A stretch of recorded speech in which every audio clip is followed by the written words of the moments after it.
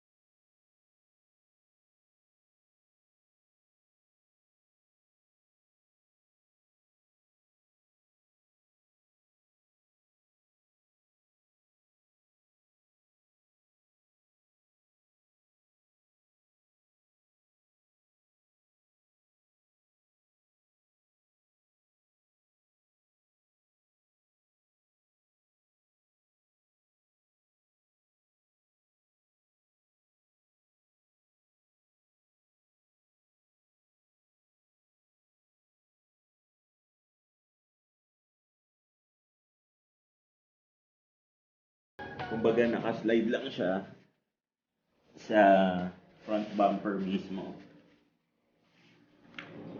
So dapat hihilahin na lang ito. Meron kasi siyang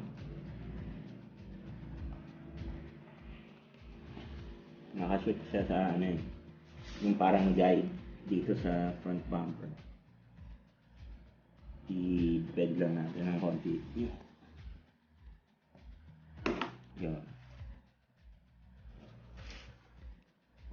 Na.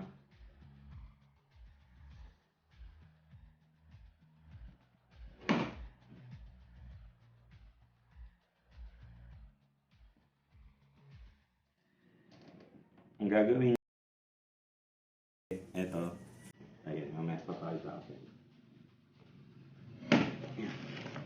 So, beben nyo ng konti dito, saka nyo siya hilahin palabas.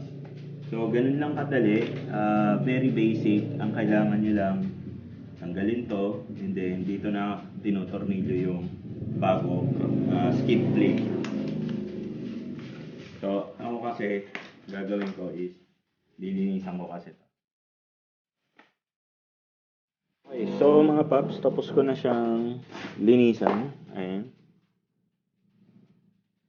So, ang gagawin na lang natin mga paps is ibabalik na lang natin siya sa front bumper. So, basic lang to. Ang gagawin niya lang is etong mga to, yan, i-shoot na lang doon sa mga butas. O kagaya dito, ayan.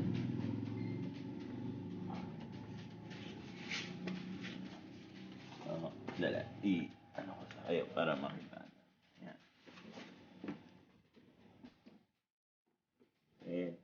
it. Tapos, balik nyo na lang tong apat na tornilyo. Okay na po yan.